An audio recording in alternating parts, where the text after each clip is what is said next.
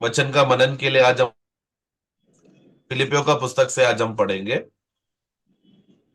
അവിടെ ഇങ്ങനെ വല്ല വിധേനയും മരിച്ചവരുടെ ഇടയിൽ നിന്നുള്ള പുനരുദ്ധാനം പ്രാപിക്കണം എന്ന് വെച്ച് ഞാൻ അവന്റെ നിമിത്തം എല്ലാം ഉപേക്ഷിച്ച് ചവറയെന്ന് എണ്ണുന്നു. ഇവിടെ നമ്മൾ വായിക്കുമ്പോൾ മരിച്ചവരുടെ ഇടയിൽ നിന്നുള്ള പുനരുദ്ധാനം പ്രാപിക്കണം എന്നുള്ള പൗലോസിന്റെ ആ ആ പുനരുദ്ധാനം എന്നുള്ളതിനെ കുറിച്ചുള്ള ഒരു വിശദീകരണമാണ് നമ്മൾ ഇന്ന് ചിന്തിക്കുന്നത്. फिलिपियों का पुस्तक तीसरा अध्याय वाक्य 11 में हम पढ़ते समय में वहां पर कहता है कि ताकि मैं किसी भी रीति से मरे हुए में से जी उठने के पद तक पहुंचूं। तो आज पौलुस जब यहाँ पर ये जो शब्द कह रहा है कि मरे हुए में से जो पुनरुत्थान हो जाओ और जी उठने का पद पद में पहुंचू, इस विषय में हम थोड़ा ध्यान करेंगे। ഇവിടെ പുനരുദ്ധാനം എന്ന് നമ്മൾ ഉദ്ദേശിക്കുമ്പോൾ നമ്മൾ അക്ഷരീയമായിട്ട് കാഹളം ധ്വനിക്കുമ്പോൾ നമ്മുടെ ശരീരം പുനരുദ്ധാനം പ്രാപിക്കുന്ന വിഷയത്തെക്കുറിച്ചാണ് പൗലോസ് പറയുന്നത്. എങ്കിൽ തന്നെയും അതിശ്രേഷ്ഠമായ ഒരു പുനരുദ്ധാനം തനിക്ക് ലഭിക്കേണ്ടതിന് താൻ എന്തോ സ്ട്രഗിൾ ചെയ്യുന്നുണ്ട്, താൻ എന്തോ ഒരു നിലയിൽ താൻ അധ്വാനിക്കുന്നതായിട്ട് ഇവിടെ കാണാം. तो यहाँ पर भले ही स्वाभाविक रीति से हम जब तुरैया फूकी जाएगी और हम लोग सब लोग रूपांतर होंगे और हम लोग सब उठा लिए जाएंगे, तो उस उठा लिए जाने के विषय में भले ही बोल रहा है तो भी पौलुस वहां पर उस उठाने के पद तक पहुंचने का विषय में कह रहा है कि एक ऐसा अवस्था कि वो उस पद पर पहुंचने के लिए थोड़ा वो परिश्रम कर रहा है। അപ്പോൾ എല്ലാ വിശ്വാസികളും രക്ഷിക്കപ്പെട്ട എല്ലാവരും പുനരുദ്ധാനം പ്രാപിക്കും. तो ये तो सच है कि सभी नया जन्म पाए हुए विश्वासी लोग पुनरुद्धान होंगे। എന്നാൽ ഇപ്പോൾ ജീവിതത്തിൽ പൗലോസ് അതിശ്രേഷ്ഠമായ ഒരു പുനരുദ്ധാനത്തിന് വേണ്ടി തന്റെ ദേഹിയുടെ പുനരുദ്ധാനത്തിന്റെ ഒരു അനുഭവത്തിൽ ജീവിക്കുന്നതിനെയാണ് ഇവിടെ നമ്മള് വല്ല വിധേനയും മനുഷ്യരുടെ ഇടയിൽ നിന്നുള്ള പുനരുദ്ധാനം പ്രാപിക്കണം എന്നനുസരിച്ച് താന് പോരാടിക്കൊണ്ട് അധ്വാനിക്കുന്നത്. परंतु यहाँ पर वो कहना चाहता है कि बाकी विश्वासियों में से भी कैसा भी करके एक अच्छा एक उत्तम पुनरुद्धान के पद में वो पहुंच सके, क्योंकि वहां पर अपना प्राण के विषय में है जो वो पुनरुद्धान प्राप्त करने का अवस्था वो चाहता है। इसके लिए वो कहता है कि किसी रीति से मैं उस मुकाम तक पहुंचू। നമ്മള് എഫെസ്യ ലേഖനം 2-ാം അധ്യായത്തിന്റെ 1-ാം വാക്യത്തിൽ നമ്മൾ അതിക്രമങ്ങളാലും പാപങ്ങളാലും മരിച്ചവരായിരുന്നുവെന്നും എന്നാൽ ക്രിസ്തുവിൽ നമ്മള് ഉയർത്തെഴുന്നേറ്റു പുനരുദ്ധാനം പ്രാപിച്ചു എന്നും അവിടെ വായിക്കുന്നുണ്ട്. हम जब एफेसो का पुस्तक 2 का 1 में जब हम पढ़ते समय में हम देखते हैं कि हम लोग किस रीति से हम लोग प्रभु ने हमको जिलाया, जो हम लोग पापों और पाप और अपराध से हम लोग मरे हुए थे। അതിന്റെ 5-ാം വാക്യത്തിൽ വായിക്കുന്നുണ്ട്, നമ്മള് ക്രിസ്തുവിനോട് കൂടെ നമ്മളും കൃപയാൽ ഉയർത്തെഴുന്നേറ്റു. और फिर वाक्य 5 में हम पढ़ते हैं कि अनुग्रह के साथ भी हमारा उद्धार हुआ, मतलब वो अनुग्रह में हम लोग मसीह के साथ जिलाया गया है करके हम पढ़ते हैं। അപ്പോൾ അത് ഏതിന്റെ പുനരുദ്ധാനമാണ്? तो ये कौन सा जिलाया जाना है करके यहाँ पर हम पढ़ते हैं? അത് നമ്മുടേതായിരിക്കുന്ന ആത്മാവിന്റെ പുനരുദ്ധാനമാണ്. तो वो तो जब नया जन्म के द्वारा हमारा आत्मा को आत्मा जब जीवित हुआ या नया जन्म हुआ, उसके विषय में कहता है कि हम जिलाए गए, पुनरुद्धान हुए हैं। അപ്പോൾ ആത്മാവ് പുനരുദ്ധാനം പ്രാപിച്ചപ്പോൾ ക്രിസ്തുവിന്റെ ജീവൻ, ക്രിസ്തുവിന്റെ സ്പിരിറ്റ് ലൈഫ് നമ്മുടെ സ്പിരിറ്റിൽ വന്ന് നമ്മുടെ സ്പിരിറ്റ് പുനരുദ്ധാനം പ്രാപിച്ചു. तो क्या हुआ था कि पुनरुद्धान में जब जब यीशु मसीह क्रूस पर जब मरकर पुनरुद्धान हुआ था, उस बात को जब हमने विश्वास किया, उस पुनरुद्धानित हुआ यीशु मसीह का आत्मा हमारे आत्मा में आया, जिसकी वजह से हम लोग पाप और अधर्म के लिए मरकर हम लोग जिलाए गए, जिंदा हो गए, हमारा मनुष्य आत्मा में पुनरुद्धान हुआ। ഇനി കർത്താവിന്റെ വരവെങ്കിൽ നമ്മുടെ ആത്മാവ് പുനരുദ്ധാനം പ്രാപിക്കുന്ന ഒരു കാര്യമില്ല.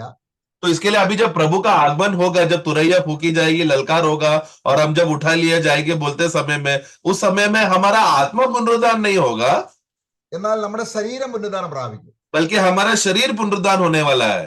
അപ്പോൾ പൗലോസ് ഇവിടെ സ്ട്രഗിൾ ചെയ്യുന്നത് തന്റെ ദേഹി ഒരു പുനരുദ്ധാനത്തിന്റെ അവസ്ഥയിൽ എപ്പോഴും ഒരു ജീവിതം ഉണ്ട്, പുനരുദ്ധാനത്തിന്റെ ജീവിതം. കാരണം ആത്മാവിൽ ജീവൻ കിട്ടി, ദേഹിയിൽ ജീവിതം വരണം. ഇതിനെയാണ് പുനരുദ്ധാനം എന്ന് പൗലോസോട് ഉദ്ദേശിക്കുന്നത്.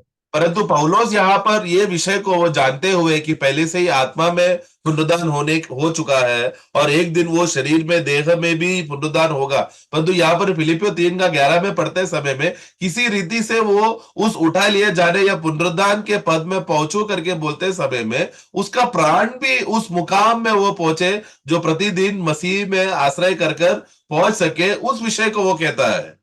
എല്ലാ വിശ്വാസികൾക്കും ജീവൻ കിട്ടി, अभी ये तो सच है कि हमारे जीवन प्रभु का उस बलिदान के और पुनरुत्थान की वजह से प्रभु यीशु मसीह का जो जीवन हमारे अंदर आया ताकि हमारा प्राण में से हम जिंदगी जी सके। ആ ജീവൻ നമ്മുടെ ദേഹിയിൽ വരുമ്പോഴാണ് ജീവിതമാകുന്നത്. ജീവൻ ആത്മാവിലുണ്ട്, ആത്മജീവൻ ദേഹിയിൽ എത്തുമ്പോൾ ദേഹി ജീവിതം ഉണ്ടാകും, ദേഹിയിൽ ആത്മജീവിതം ഉണ്ടാകും. तो हम जब प्रभु का जीवन जब हमारे आत्मा में आता है, प्रभु यीशु मसीह का पुनरुत्थान का जीवन, उठा लिया जाने का वो जीवन जब एक विश्वासी का आत्मा में आता है, तब वो नया जन्म हो गया। वही नया जन्म पाया हुआ विश्वासी का उस आत्मा में आया हुआ जीवन जब उसका प्राण में बनता है, आता है, उसी व्यक्ति को वो हम कहते हैं कि विश्वासी जिंदगी, मतलब तभी से वो विश्वासी का जिंदगी शुरू कर रहा है। तो वो प्राण में आते समय में वो अपना विश्वासी जिंदगी जी रहा है। ഇവിടെ നമ്മള് 1 Corinthians 15 അധ്യായത്തിൽ നമ്മള് ഈ ശരീരത്തിൽ റിസറക്ഷൻ പ്രാപിക്കുമ്പോൾ അതിലൊരു നിരയുണ്ട്. ആ നിര എല്ലാവരും ഒരുപോലെയല്ല, ജീവിതത്തിന്റെ അടിസ്ഥാനത്തിൽ നിര വ്യത്യസ്തമാണ്. അപ്പൊ പുനരുത്ഥാനത്തിന്റെ നിരയെ കുറിച്ച് നമ്മൾ വായിക്കുമ്പോൾ വിശ്വാസികൾ ക്ലാസിഫൈ ചെയ്യുകയാണ് ജീവിതത്തിന്റെ അടിസ്ഥാനത്തിൽ. तो हम पहला कोरिन्थियों 15 अध्याय में वहां पर पुनरुत्थान के विषय में बोलते समय में उस पुनरुत्थान में अलग अलग स्तर है करके हम देखते हैं। तो भले ही पुनरुत्थान, भले ही हम लोग एक ही रीति में साथ में हो रहा हो, परंतु उस वहां पर पुनरुत्थान होते समय में हम लोग को आत्मा में जो जीवन मिला, उस जीवन मिला हुआ प्राण में हमने अपना जिंदगी में कैसा वो जीवन को लागू किया, उसके हिसाब से हर एक विश्वासियों का पुनरुत्थान का महिमा में फर्क आएगा। അപ്പൊ നമ്മള് 1 Corinthians 15 21 വായിക്കുമ്പോൾ पहला कोरिन्थी 15 का 21 में जब हम पढ़ते हैं, മനുഷ്യൻ മൂലം മരണം ഉണ്ടാകയാൽ, और हम जानते हैं क्योंकि मनुष्य के द्वारा मृत्यु हुआ, എന്ന് പറഞ്ഞാല് ആദാം നിമിത്തം മനുഷ്യന്റെ ആത്മാവിലും മനുഷ്യന്റെ ദേഹിയിലും ശരീരത്തിലും മരണം വന്നു.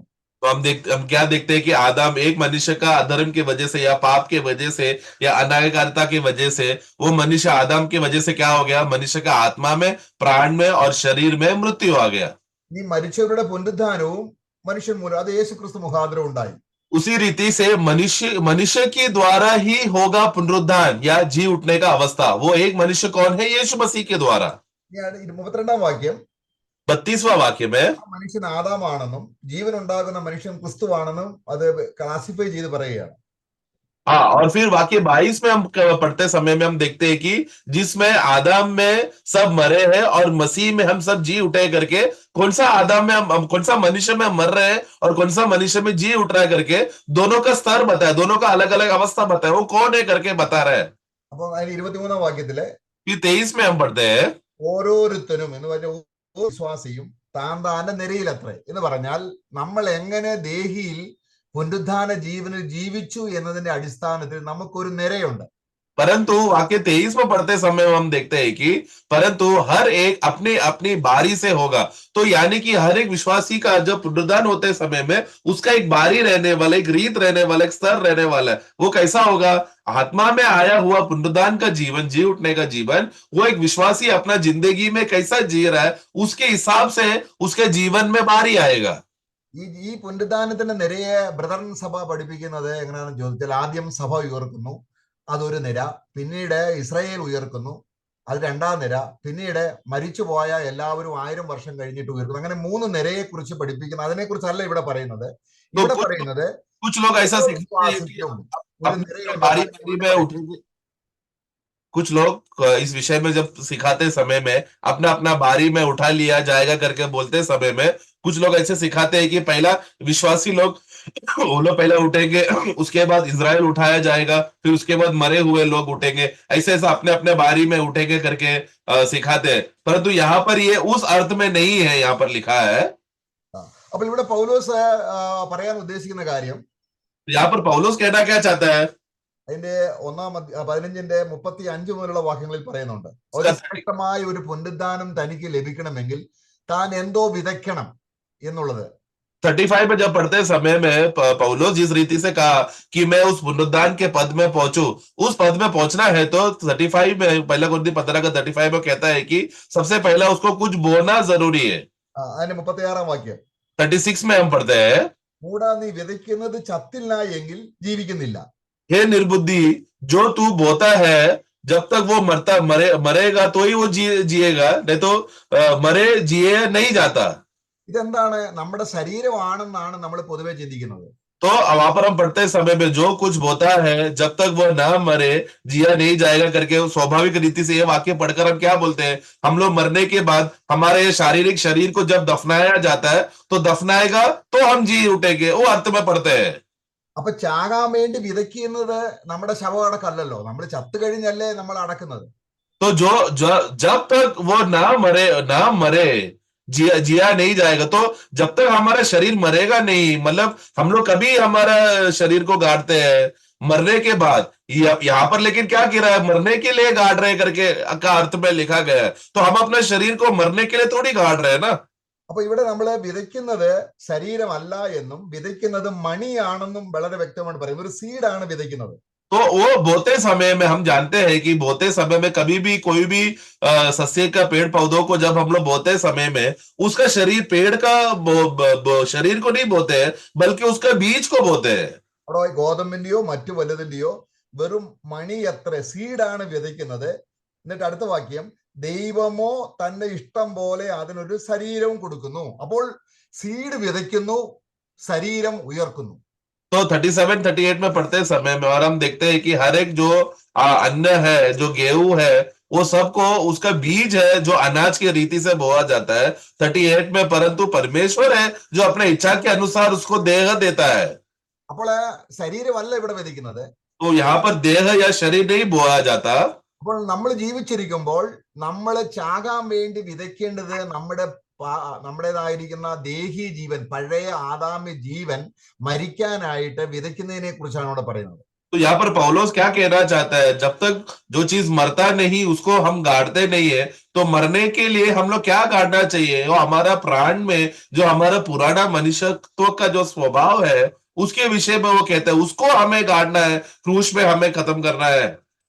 അപ്പോൾ അത് വിതയ്ക്കും തോറും, അത് മരിക്കാനായിട്ട് വിതയ്ക്കും തോറും, तो उसको जितना हम लोग मरने के लिए बोते हैं, പുനരുദ്ധാന ദിവസം पुनरुद्धान के दिन में അതിശ്രേഷ്ഠമായ ഒരു ശരീരം നമുക്ക് ദൈവം വിതച്ചതിന്റെ അടിസ്ഥാനത്തിൽ തരുമെന്നാണ് പൗലോസ് അവിടെ പറയുന്നത്. तो जिस रीति से हमने रोज बोया है मरने के लिए, उस मरने के विषय में जितना हम लोग बोते रहेगा, प्रभु के आगमन में हमें एक श्रेष्ठ पुनरुद्धान के हिसाब, पुनरुद्धान के दिन में एक श्रेष्ठ देह देगा, शरीर देगा, उस विषय में पौलोस वहां पर कहता है। അപ്പൊ നമ്മളിവിടെ അതിന്റെ 44 വാക്യത്തിൽ വായിക്കുമ്പോൾ, और फिर हम 44 में पढ़ते हैं, പ്രാകൃത ശരീരം എന്ന് പറഞ്ഞാൽ ചത്ത ശരീരം വിതയ്ക്കുന്നതല്ല അവിടെ പറയുന്നത്. वहां पर हम देखते हैं कि स्वाभाविक देह को बोया जाता है, तो स्वाभाविक देह बोला तो मुर्दा शरीर को बोरा, ऐसा नहीं कहा है। നാച്ചുറൽ, നമ്മുടേതായിരിക്കുന്ന ജന്മസിദ്ധമായ ആദാമ്യ ശരീരത്തിന്റെ ആ ശരീരത്തിൽ ഉണ്ടായിരിക്കുന്ന പാപം, ജഡം, ലോകം, പിശാച് ഇതൊക്കെയും മരണത്തിന് ഏൽപ്പിച്ചു കൊടുക്കുന്നതനുസരിച്ച് കാഹളം ധ്വനിക്കുമ്പോൾ നമുക്കൊരു പുനരുദ്ധാന ശരീരം കിട്ടും. അപ്പോൾ ഇന്ന് മരിച്ചിട്ട് ഉയർക്കുന്നത് നമ്മുടെ ദേഹിയാണ്. तो इसके लिए स्वाभाविक रीति से हमारे देह में क्या क्या बसा हुआ है, पाप बसा हुआ है, शरीर की अभिलाषा बसा है, शरीर का अवस्था बसा हुआ है, मोह बसा हुआ है, ये सब जो हमारे स्वाभाविक देह में बसा हुआ है उसको आज हम क्या कर रहे हैं, बो रहे हैं, ताकि हम अपने इच्छा के अनुसार ना जिए और समर्पण करके प्रभु की इच्छा के लिए जिए। जो इस रीति से आज विश्वासी हो जाने के बाद अपना स्वाभाविक देह में बसा हुआ ये सब बातों को बोते रहेगा, प्रभु का आगमन में क्या होगा, वो जितना उसने बोया है और अपना कामों को, स्वयं के कामों को दफना दिया है, गाड़ दिया है, उसके हिसाब से प्रभु का आगमन में उसको एक श्रेष्ठ आत्मिक देह मिलेगा। നമ്മൾ 2 കോരി 13:4 നമ്മൾ വായിക്കുമ്പോൾ, दूसरा कोरिन्थी 11:4 में हम पढ़ते हैं, അവിടെ വിതയ്ക്കേണ്ടത് ക്രിസ്തുവിന്റെ ക്രൂശ് മരണത്തിലേക്കാണ് നമ്മുടെ ദേഹിയെ വിതയ്ക്കേണ്ടത്. वहां पर हम देखते हैं कि उधर बोने के लिए मसीह का क्रूस के मृत्यु की ओर हमें अपने आप को बोना है करके कहता है। അതിന്റെ 13-ാം അധ്യായം 2 കൊരിന്ത്യർ അതിന്റെ 13-ന്റെ 4-ാം വാക്യത്തിൽ വായിക്കുമ്പോൾ 13:4 में हम पढ़ते हैं, दूसरा कोरिन्थी 13:4 में, നമ്മുടെ കർത്താവ് ബലഹീനതയിൽ ക്രൂശിക്കപ്പെട്ടിട്ടും, तो वह निर्बलता के कारण क्रूस पर चढ़ाया गया था, तो मसीह निर्बलता के समय में क्रूस पर चढ़ाया गया था, അവൻ ദൈവശക്തിയിൽ ജീവിക്കുന്നു. तो भी वो परमेश्वर के सामर्थ से जीवित है, അത് യേശുവിന്റെ ശരീരം സംബന്ധിച്ചുള്ള വിഷയമാണ്. और वो यीशु मसीह जिस देह में वो जिया था उसके संबंध में कहता है, ഈ ശരീരത്തിലാണ് നമ്മൾ മരിക്കുന്നത്. इसी देह में हम मर रहे हैं। അപ്പൊ പൗലോസ് തന്റെ അനുഭവം പറയുകയാണ്. तो उस विषय में पौलोस अपना अनुभव कहता है, 4-ന്റെ ബി പാർട്ട്, ഞങ്ങളും അവനിൽ ബലഹീനർ ആവുന്നു എന്ന് പറഞ്ഞാൽ ഇവിടെ പൗലോസിന്റെ ദേഹി പാപം സംബന്ധിച്ച് ബലഹീനപ്പെട്ട് മരിക്കുന്നു. പൗലോസിന്റെ ശരീരം ബലഹീനമാകുന്നല്ല അവിടുത്തെ വിഷയം. तो वहां पर देखो उसका ये पढ़ने के बाद निर्बलता में क्रूस पर चढ़ाया गया और फिर परमेश्वर का सामर्थ्य से जीवित है बोलने के बाद हम भी तो उसी में निर्बल है, तो हम भी तो उसी में निर्बल है। किस अवस्था में बोला जा रहा है? पौलुस अपना स्वभाव रीति से जब वो जीते समय में उसके प्राण में जो भी कमजोरियां, अभिलाषा, पाप का स्वभाव, संसार का स्वभाव, ये सब स्वभाव उसने क्या किया? प्रभु का उस क्रूस में जो देह प्रभु जो मरा उसके साथ वो एक होकर सहमति हो गया। तो पौलुस अपना देह में नहीं मर रहा है बल्कि उसका प्राण का जो पुराना आदम का जो स्वभाव का अभिलाषा है उसके लिए वो प्रभु के साथ मर गया। അങ്ങനെ മരിക്കുമ്പോൾ ऐसा अगर कोई मर रहा है तो യേശുവിനെ ഉയർപ്പിച്ച അതേ പുനരുദ്ധാനം ഇപ്പോൾ ദേഹിയിൽ ഞങ്ങൾക്ക് ജീവിതമായി തീരുന്നു, അല്ലെങ്കിൽ യേശു ക്രിസ്തുവിന്റെ സ്പിരിറ്റ് ലൈഫ് ഞങ്ങളുടെ ദേഹിയിൽ ജീവിതമായി തീരുന്നു. तो ऐसा अगर हो रहा है तो जिस आत्मा ने प्रभु यीशु मसीह को मरे हुओं में से जिलाया, वही आत्मा वही जीवन और सामर्थ लेकर हमारा प्राण में हमको सामर्थ दे रहा है, बल दे रहा है। मतलब यीशु मसीह का जो पुनरुद्धान में जो आत्मा जिलाया गया था वही आत्मा हमारे प्राण में आकर हमको जीवन में जीने के लिए, जिंदगी जीने के लिए सामर्थ देता है। നമ്മൾ രക്ഷിക്കപ്പെടുന്നതിന് മുമ്പോ രക്ഷിക്കപ്പെട്ട് കഴിഞ്ഞോ നമ്മള് ഭൗമ്യ വസ്തുക്കൾ നമ്മുടെ ദേഹിയുടെ ജീവനായി തീർന്നാൽ അത് ഒരു ശ്രേഷ്ഠ പുനരുദ്ധാനത്തിലേക്ക് നമ്മളെ എത്തിക്കത്തില്ല. हम लोग विश्वासी बन जाने के बाद, नया जन्म हो जाने के बाद भी अगर हम लोग हमारा शारीरिक अभिलाषा के कामनाओं के अनुसार उसको पूरा करने के लिए ही अगर हम लोग जी रहे हैं तो हम लोग कभी भी एक उत्तम पुनरुद्धान प्राप्त नहीं कर पाएंगे। നമ്മള് ലൂക്കോസ് സുവിശേഷം 12-ാം അധ്യായത്തിന്റെ 15-ാം വാക്യത്തിൽ വായിക്കുന്നത്, लूका 12 का 15 में हम पढ़ते हैं, അവിടെ സകല ദ്രവ്യാഗ്രഹവും സൂക്ഷിച്ചൊഴിഞ്ഞുകൊള്ളുവീൻ, ഒരുത്തിന് സമൃദ്ധി ഉണ്ടായാലും അവന്റെ വസ്തുവകയല്ല അവന്റെ ജീവൻ ആധാരമായിരിക്കുന്നത്. അവന്റെ സോൾ ലൈഫ് ഭൗമ്യമായ വസ്തുവകകൾ കൊണ്ട് ജീവിപ്പിക്കാൻ നോക്കുമ്പോൾ അത് ഒരു സ്വർഗീയമായ ഒരു പുനരുദ്ധാനം അവന്റെ ശരീരത്തിന് വേണ്ടതുപോലെ കിട്ടത്തില്ല. കാരണം അവൻ ജീവിക്കുന്നത് ആർക്ക് വേണ്ടിയാണ്? ലോകത്തിന് വേണ്ടിയാണ്. तो वचन कहता है कि चौकस रहो और हर प्रकार का लोभ से अपने आप को बचाए रखो, क्योंकि किसी का जीवन उसका संपत्ति के बहुताई से नहीं होता। तो देखो, क्योंकि किसी का जीवन उसके संपत्ति के आधार पर, तो संपत्ति शरीर में कमाया जाता है, तो उसका जीवन क्या है? उसका प्राण में बसने वाला जीवन। इस विषय में हमें चौकस रहने को कहता है। एक विश्वासी अपना लोभ का अभिलाषा को पूरा करने के लिए जा रहा है विश्वासी बन जाने के बाद, इस कारण की वजह से क्या होगा? उसको प्रभु के उपस्थिति में एक अच्छा पुनरुद्धान नहीं मिलेगा। क्यों? क्योंकि वो अभी अपना जीवन लोभ की अभिलाषा को पूरा करने के लिए संसार की बातों को कमाकर जी रहा है। അപ്പൊ ദേഹിയുടെ ജീവൻ ക്രിസ്തുവായി തീരണമെങ്കിൽ നമ്മുടെ ദേഹി ജീവൻ, പഴയ ജീവനെ മരണത്തിന് ഏൽപ്പിച്ചു കൊടുക്കുമ്പോൾ ദൈവം എന്ത് ചെയ്യുന്നു? ക്രിസ്തുവിനെ പുനരുദ്ധരിപ്പിച്ചതുപോലെ നമ്മുടെ ദേഹിയെയും ഓരോ ദിവസവും പുനരുദ്ധരിപ്പിച്ച് ഒരു ദിവസം കാഹളം ധരിക്കുമ്പോൾ നമുക്ക് അതിശ്രേഷ്ഠമായ ഒരു പുനരുദ്ധാനം ശരീരത്തിന് ലഭിക്കും. तो वहां पर इसलिए किसी का जीवन उसकी संपत्ति की बहुताई पे नहीं है, तो क्या है उसका जीवन? हर एक विश्वासी का जो जीवन जो है यीशु मसीह है। प्रभु यीशु मसीह जो पुनरुद्धान होने के बाद आत्मा में जीवन बनकर हमारे प्राण में आया ताकि हमारे जीवन में सामर्थ मिले, वो जब एक विश्वासी को वो जीवन जब उपलब्ध मिलता है तब उसका जिंदगी में बलवंत मिलता है, सामर्थ होता है, ताकि प्रभु के लिए एक योग्य जीवन वो जी सके, ताकि उसको पुनरुद्धान में एक उत्तम आत्मिक देह मिल सके। അതാണ് അവിടെ വായിക്കുന്നത്, ക്രിസ്തു നിങ്ങളിൽ ഉണ്ടോ എന്ന് പരിശോധിപ്പീൻ എന്ന് നമ്മളിപ്പോ 2 കൊരിന്ത്യർ 13-ന്റെ 5-ാം വാക്യത്തിൽ വായിക്കുന്നത്. इसके लिए हम लोग 2 कोरिन्थी 13 का 5 में हम लोग पढ़ते हैं कि तुम अपने आप को परखो कि मसीह तुम में है कि नहीं। എന്തായാലും ക്രിസ്തുവിന്റെ ജീവൻ നമ്മുടെ ദേഹി ജീവൻ ആണോ എന്ന് പരിശോധിക്കണം, അതാണ് അർത്ഥം. मतलब क्या हमें देखना है कि मसीह तुम में है कि नहीं, कि हमारा यीशु मसीह का जीवन हमारा जिंदगी में है, प्रकट हो रहा है कि नहीं। अगर नहीं है तो फिर हम निकम्मा ठहराए जाएंगे। അതോ ലോകപരമായ ജീവനാണോ? या फिर हमारा देह में संसार का जीवन काम कर रहा है हमारा जिंदगी जीने के लिए। അപ്പോൾ അത് നമ്മൾ അതാണ് നമ്മള് റോമാലേഖനം 8-ാം അധ്യായം 10-ാം വാക്യത്തിൽ വായിക്കുന്നത്. रोमियो 8 का 10 में हम लोग पढ़ते हैं, ക്രിസ്തു നിങ്ങളിൽ ഉണ്ടെങ്കിൽ എന്ന് പറഞ്ഞാൽ ദേഹിയിൽ ഉണ്ടെങ്കിൽ, अगर मसीह तुम में है तो मतलब हमारे प्राण में अगर मसीह है तो എന്ന് പറഞ്ഞാൽ ക്രിസ്തു നമ്മുടേതായിരിക്കുന്ന ആത്മാവിലുള്ളത് ജീവനാണ്, പക്ഷെങ്കിൽ ദേഹിയിലുള്ളത് ജീവിതമാണ്. ഇത് രണ്ട് കാരണം, ജീവനും ജീവിതവും രണ്ടും രണ്ട് കാര്യമാണ്. तो इसके लिए हम देखते हैं कि मसीह अगर हमारे अंदर है तो हमें समझना है, मसीह अगर हमारे आत्मा में है तो वो मसीह का जीवन है, अगर वो जीवन हमारे प्राण में है तो हमारा जिंदगी बन जाता है वो। പൗലോസ് ജഡീക ക്രിസ്ത്യാനികളെ കുറിച്ച് പറയുമ്പോൾ കൊരിന്ത്യ ലേഖനത്തിൽ പറയുകയാണ്, നിങ്ങള് ശിശുക്കളാണ്. तो पौलुस इस विषय में जब वो कोरिन्थिय भाइयों को जब बात करते समय में, जो लोग अभी भी सिद्धता में पहुंचे नहीं है, तो प्रभु पौलुस उनको क्या कहते हैं, तुम लोग अभी भी छोटे बच्चों के समान हो। കുഞ്ഞുങ്ങൾക്ക് എന്തുണ്ട്? बच्चों का क्या होता है? അവർക്ക് ജീവനുണ്ട്, उनको जीवन तो है, എന്നാൽ ജീവിതമില്ല.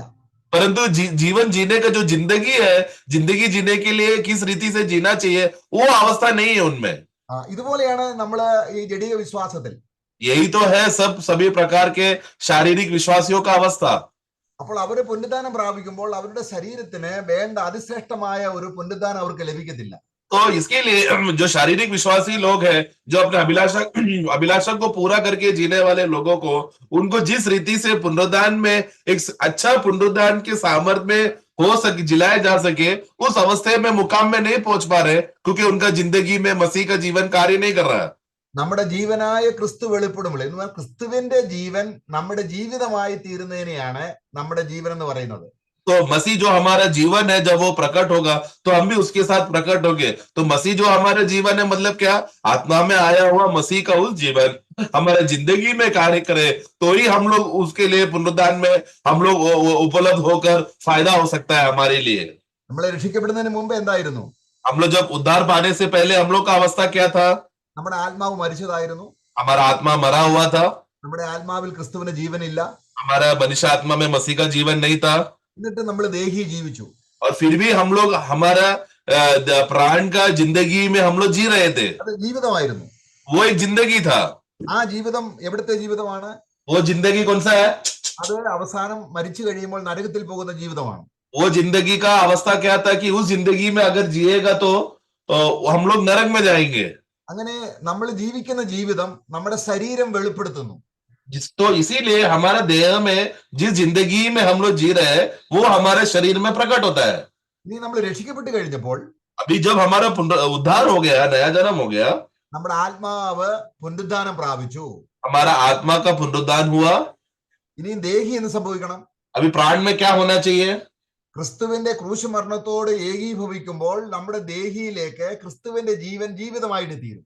हम लोग मसीह ने जो क्रूस पे हमारे लिए मरा और मरकर पुनरुद्धार होकर जो जीवन को उत्पन्न किया है, वो यीशु मसीह का जीवन, वो हमारे अंदर उत्पन्न होने की वजह से हमारा प्राण में, हमारा जिंदगी में कार्य करना चाहिए। ഇതാണ് ആത്മാവിന്റെ ഫലമായിട്ട് വരുന്നത്. സ്നേഹം, സന്തോഷം, സമാധാനം എല്ലാം ക്രിസ്തുവിന്റെ പ്രകൃതി നമ്മുടെ ജീവിതമായിട്ട് തീരുന്നു. तो वो प्रभु का जीवन जब हमारा प्राण में आता है और हमारा जिंदगी को चलाता है, उसी के अंदर आत्मा का फल प्रकट होता है। वो है प्रेम, शांति, आनंद, ये सब जीवन का बातें जिंदगी में हम लोग अनुभव करने हो पा रहा है। അത് ശരീരം ആ ജീവൻ വെളിപ്പെടുത്തുന്നു. और फिर वो व्यक्ति का देह क्या करता है, उसका शरीर में वो सब बातें प्रकट करता है। അതാണ് പൗലോസ് പറയുന്നത്. നമ്മള് 2 കൊരിന്ത്യർ അതിന്റെ 4-ാം അധ്യായം, दूसरा कोरिन्थी अध्याय 4 में നമ്മളത് വായിക്കുന്നുണ്ട്. 10-ാം വാക്യം, उसका 10वां वाक्य में हम इस रीति से पढ़ते हैं, യേശുവിന്റെ ജീവൻ वहां पर यीशु मसीह का जो जीवन ഞങ്ങളുടെ ശരീരത്തിൽ അപ്പം ശരീരം എന്ന് പറയുന്നത് ദേഹിയുടെ ജീവൻ വെളിപ്പെടുത്തുക എന്നുള്ളതാണ് ശരീരം ചെയ്യുന്നത്. तो वहां पर यीशु का वो जीवन भी हमारे देह में या हमारे शरीर में प्रकट हो, तो वो शरीर में प्रकट होने के लिए वो कह रहा है। അപ്പം ആദ്യം പൗലോസിനെ രക്ഷിക്കപ്പെടാതിരുന്നപ്പോൾ അവന്റെ ദേഹി ജീവനെ ശരീരം വെളിപ്പെടുത്തി. അവിടെയാണ് അവനെ ഏറ്റവും ദുഷിച്ചവനും പാപിയും ആ പാപികളിൽ ഞാൻ ഒന്നാമനാണെന്ന് പറയുന്നുണ്ട്. तो हम लोग कैसा होगा, हम जानते हैं कि हमारा प्राण में जब हमारे प्रभु का जीवन का जिंदगी कार्य करता है, तब है हमारा देह में प्रकट होता है।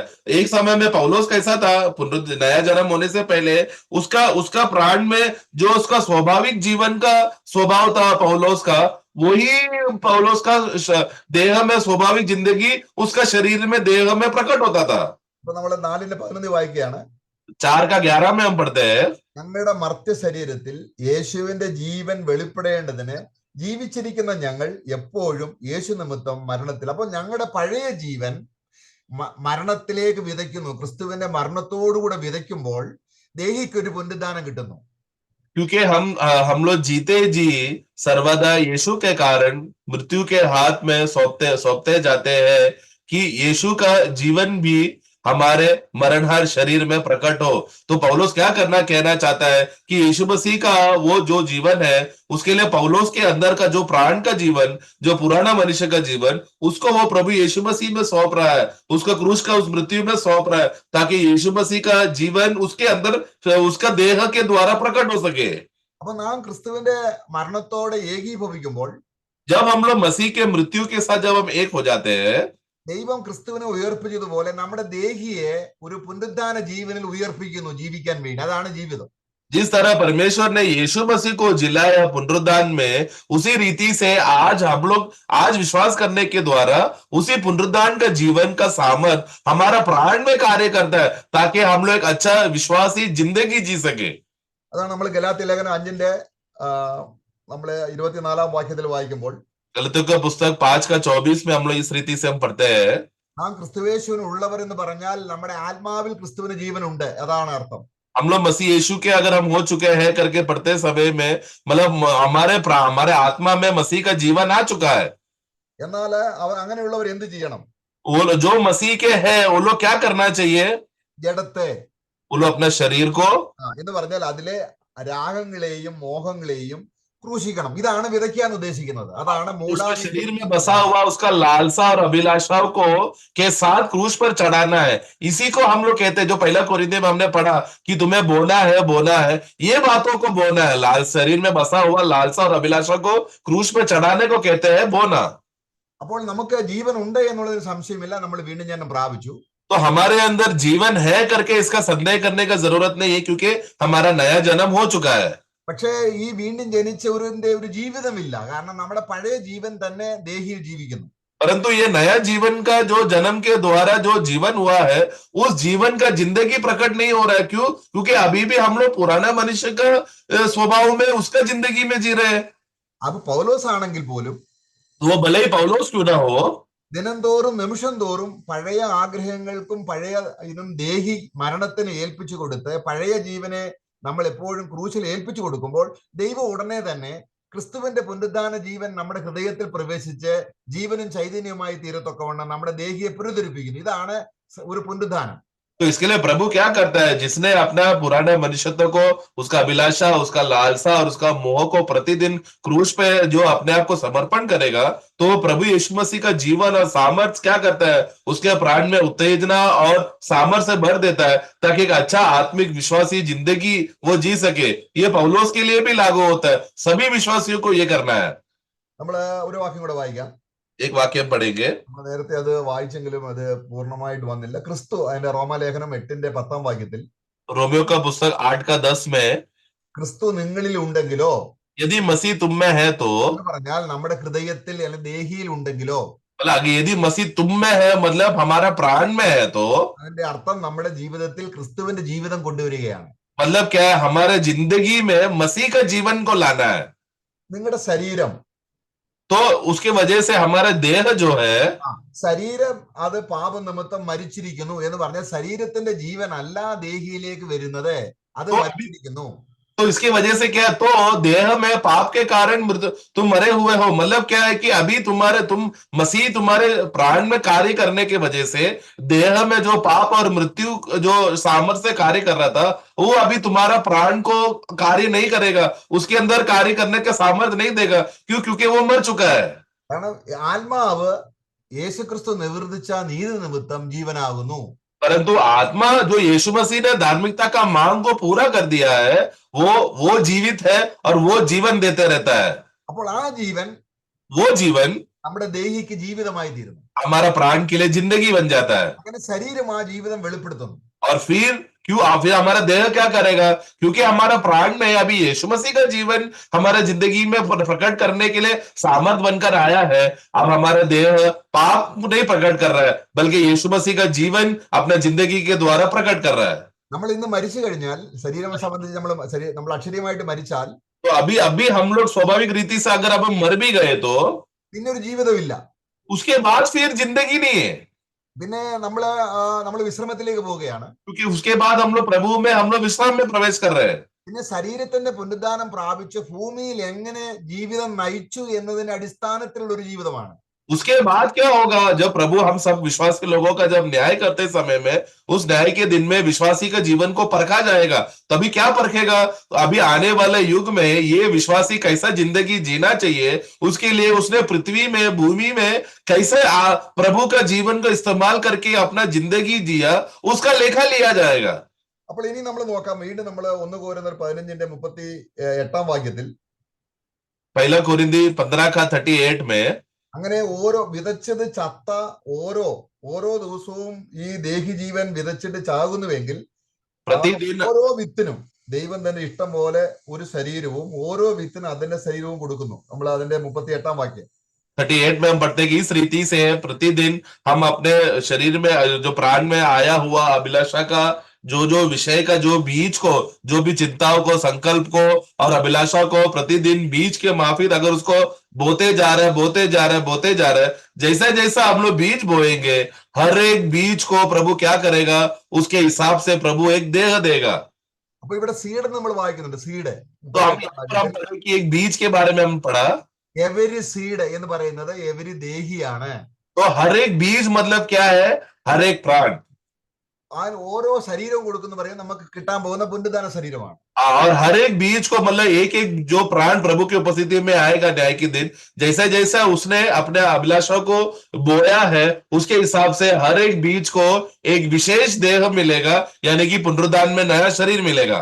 അപ്പോൾ നമ്മൾ ശവക്കോട്ടയിൽ ഒരാൾ മരിച്ചാൽ നമ്മൾ ശവം കൊണ്ട് വെക്കുമ്പോൾ ഒരു വിത്ത് വിതയ്ക്കുന്നു എന്ന് പറഞ്ഞ് നമ്മൾ അടക്കുന്നതിനെ അല്ല ഇവിടെ ഉദ്ദേശിക്കുന്നത്. പിന്നെയോ ഓരോ ദിവസവും നമ്മുടെ ദേഹി മരിച്ച് ക്രിസ്തുവിന്റെ ജീവിതം നമ്മുടെ ജീവിതത്തിൽ ഉണ്ടായി ശരീരത്തിലൂടെ വെളിപ്പെടുമ്പോൾ ആ ശരീരം അതിശ്രേഷ്ഠമായ ഒരു പുനരുദ്ധാനം പ്രാപിക്കാനിടയായി. അല്ലെങ്കിൽ നമ്മുടെ ശരീരം പഴയ ജീവനെ വെളിപ്പെടുത്തുമ്പോൾ പഴയ ആ പുനരുദ്ധാനത്തിന് ഒരു ശക്തിയില്ല, അല്ലെങ്കിൽ ആ പുനരുദ്ധാനം അതിശ്രേഷ്ഠമായ പുനരുദ്ധാനമല്ല. तो इसके लिए प्रियो ये वाक्य लेकर जब कोई विश्वासी मर जाता है तो उसका गाड़ने के समय में ये वाक्य पढ़कर ये कार्य होगा करके ऐसा बोलने का विषय के लिए नहीं लिखा है ये वाक्य, क्योंकि ये वाक्य किस विषय के लिए लिखा है? एक विश्वासी जब जिंदा रहते समय में उसके जिंदगी में उसका प्राण में आया हुआ जो भी अभिलाषाएं था और मोह था, उस सबको उसने जितना उसको गाड़ दी, उसको बोया, वो अभिलाषाओं को क्रूस पे चढ़ाकर उसको खत्म किया, उसके हिसाब से प्रभु उस देह को एक विशेष देह देगा। उसके विषय में कह रहा है, अगर वो विश्वासी इस रीति से नहीं करेगा तो बीज जो देह देने का दिन में उसको कोई भी विशेषता नहीं रहेगा, उसको खासियत कुछ भी नहीं रहेगा उस दिन। നമ്മൾ ഇത് വളരെ ക്ലിയർ ആയിട്ട് 1 കൊരിന്ത്യർ 15:48-49 വാക്യങ്ങളിൽ പറയുന്നുണ്ട്. ये स्पष्ट रीति से इसी का 15 का 48-49 पढ़ते समय में हम देखते हैं, നമ്മുടെ പഴയ ജീവിതം മണ്ണിനോടുള്ള ആശയാലാണ് ദേഹി ജീവിക്കുന്നത്. हमारा प्राण एक समय में क्या था? मिट्टी की बातों में आश्रय रखकर निर्भर करके जीता था। അത് നശിച്ചു പോകുന്ന അതല്ല. तो वो नाश होगा उस रीति से नहीं। അപ്പോൾ നമ്മുടെ സമ്പാദ്യം അല്ലെങ്കിൽ നമ്മൾ എന്ത് ആഗ്രഹിക്കുന്നു അത് നശിക്കുന്നെങ്കിൽ നമ്മുടെ ദേഹി നശിച്ചു പോകും. तो बल्कि हम लोग हमारे जीवन में, मिट्टी के जीवन में हम लोग क्या क्या कमाया, वो सब बातें अगर मिट गया तो फिर वो व्यक्ति का प्राण का जिंदगी भी नाश हो जाता है। എന്നാൽ നമ്മൾ പണ്ട് മണ്ണുകൊണ്ടുള്ളവരായിരുന്നു. परंतु एक समय में हम लोग मिट्टी से थे, എന്നാൽ നമ്മള് സ്വർഗീയനായവന്റെ ദേഹിയോട് അനുരൂപപ്പെട്ടു. परंतु जो स्वर्ग से आया वो यीशु मसीह के प्राण के साथ जब हमारा प्राण भी एक हो गया, അങ്ങനെ സ്വർഗീയനെ പോലെ ദേഹിയായി. उस रीति से वो स्वर्गीय व्यक्ति यीशु मसीह के समान भी हमारा प्राण भी वैसा हो गया, तो അതിൽ ഏറ്റവും ഫൈനൽ ആയിട്ട് നടക്കുന്ന കാര്യമാണ്. तो तभी अंतिम भाग में क्या होगा उसके बारे में लिखा है। എന്നാൽ എന്നും നമ്മൾ വിതയ്ക്കേണ്ടത് ഈ മണ്ണിന്റെ ആശ അത് നശിച്ചു പോകാൻ, അത് മാറിയിട്ട് സ്വർഗീയമായ ആഗ്രഹങ്ങൾ സ്വർഗത്തിലുള്ളത് അത് നമ്മള് 48-49 വായിക്കും വളരെ സ്പഷ്ടമായിട്ട് നമ്മൾ എഴുതിയിട്ടുണ്ട്. इसके लिए प्रभु हमें ये चाहता है वचन के अनुसार कि प्रतिदिन इस दुनिया में जीते समय में हमारे जिंदगी में प्राण में आया हुआ एक एक अभिलाषा की बातें, शरीर में जीने वाला सब अभिलाषा की बातों को उसको खत्म करे, ताकि उस प्रभु यीशु मसीह जो स्वर्गीय है उसकी बातों में भर जाए, उसकी अवस्था में हम बने रहे। അപ്പൊ നമുക്കൊരു ജീവനുണ്ട്. अभी हमको एक जीवन है, അത് ക്രിസ്തുവിന്റെ ജീവൻ ആത്മാവിലാണ്. वो मसीह का जीवन हमारे आत्मा में है। എന്നാൽ അത് മാത്രമല്ല, परंतु उतना ही नहीं, ഇവിടെ നമ്മൾ ചിന്തിച്ചത് പൗലോസ് അതിശ്രേഷ്ഠമായ പുനരുദ്ധാനത്തിന് ആഗ്രഹിച്ചത് തന്റെ ദേഹിയിൽ ദിവസം തോറും പുനരുദ്ധാനം പ്രാപിക്കണം. तो इस परंतु यहाँ पर पौलुस जब फिलिपियों 3:11 में कहते हैं कि किसी रीति से वो एक सबसे अच्छा एक उत्तम पुनरुद्धान के पद में पहुंचू करके बोलते समय में उसका प्राण के जीवन में वो पुनरुद्धान का अवस्था में जी सके, ताकि एक दिन उसको देह में अच्छा पुनरुद्धान मिले। അങ്ങനെ ദേഹി ക്രിസ്തു ജീവൻ കൊണ്ട് നിറയും ജീവിതം ഉണ്ടാകുമ്പോൾ इसलिए जब मसीह एक विश्वासी का जीवन में उसका प्राण में मसीह का जीवन से भरकर वो जिंदगी चलते रहेगा, तो അവന്റെ ശരീരം ക്രിസ്തുവിന്റെ ജീവൻ വെളിപ്പെടുത്തുന്നു. तब उसका शरीर भी मसीह का जीवन को प्रकट करेगा। അങ്ങനെ ക്രിസ്തുവിന്റെ ജീവൻ നിരന്തരം ശരീരത്തിലൂടെ വെളിപ്പെടുമ്പോൾ इस तरह मसीह का जीवन को अपना जिंदगी में बार बार प्रकट करते रहेगा। കാഹളം ധ്വനിക്കുമ്പോൾ तो जब तुरी फूकी जाएगी, അതിശ്രേഷ്ഠമായ ഒരു പുനരുദ്ധാനം ഉള്ള ശരീരം കിട്ടും. तभी उसको एक अति श्रेष्ठ पुनरुद्धान उसको मिलेगा। അപ്പൊ നമ്മളെ ശരീരം വെളിപ്പെടുന്നത് പിന്നെയും പഴയ ജീവിതമാണെങ്കിൽ, परंतु अभी हम लोग जो जिंदगी जीते समय में वही पुराना स्वभाव ही अगर दिखा रहा है, तो പൗലോസ് പറയാണ്, ഞാൻ അതിശ്രേഷ്ഠമായ ഒരു പുനരുദ്ധാനത്തിന് ആഗ്രഹിക്കുന്നു. पौलुस क्या कहता है कि मैं किसी रीति से एक सबसे अच्छा पुनरुद्धान का पद में मैं पहुंचू।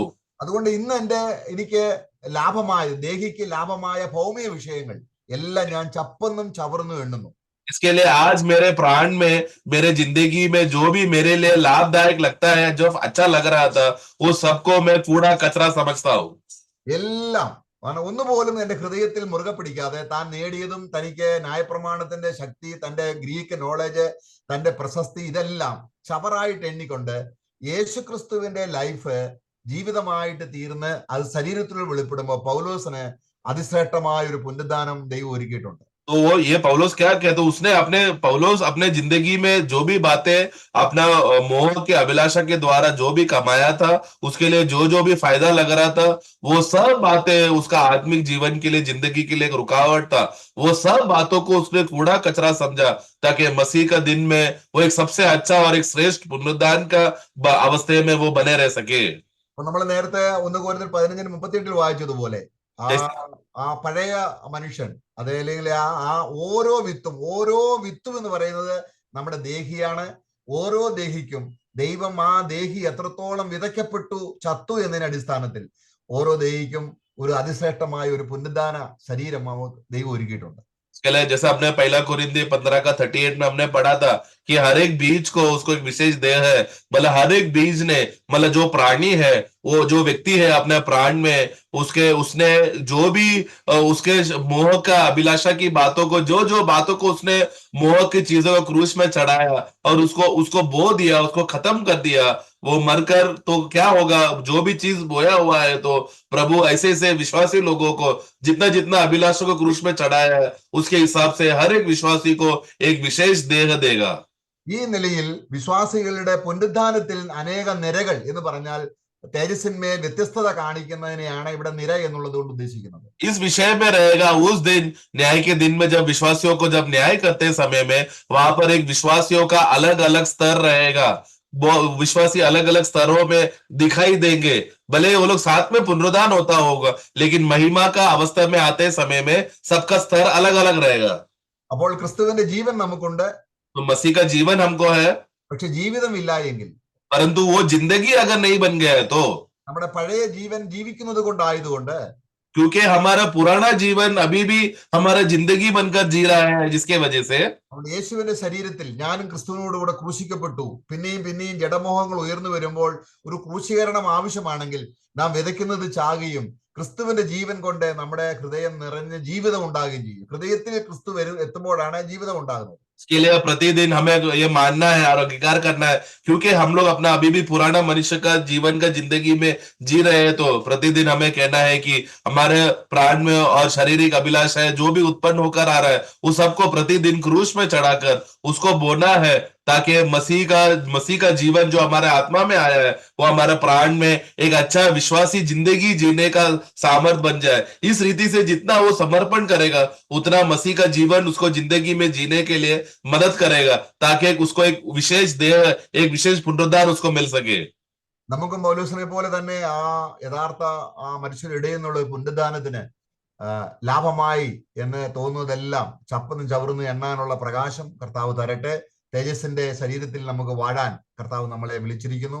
കർത്താവ് നമ്മെ ഓരോരുത്തരെയും സഹായിക്കട്ടെ. इसलिए प्रिय, जिस रीति से पौलुस को जो बुलावट मिला कि जो भी उसके लिए श्रेष्ठ था उसने उसको कूड़ा कचरा समझा, उसका देह का अभिलाषा का जो भी बातों को उसने मूल्य पकड़ कर रखा था उस सबको उसने कूड़ा कचरा समझकर मसीह का उस पुनरुद्धान का सामर्थ उसके अंदर कार्य कर कर एक अच्छा पुनरुद्धान का पद में वो पहुंच सके, उस रीति में वो चला। उस रीति से हम भी उसी रीति में चले।